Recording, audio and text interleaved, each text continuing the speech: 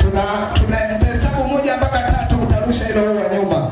Na nyie inabidi mpambania hilo mlipata. Okay. 1, 2, 3.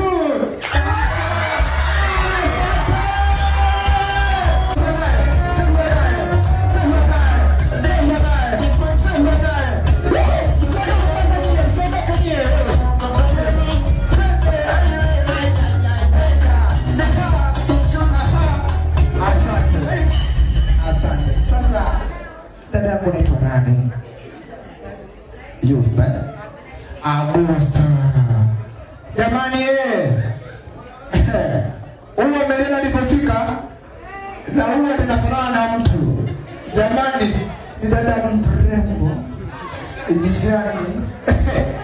Basi dadangu, nadhani dadako amekubaliki kwamba wewe ndiye atakuja kusimamia ndoa yako.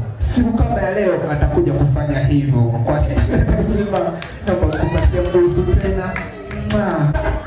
Na nyie msife moyo.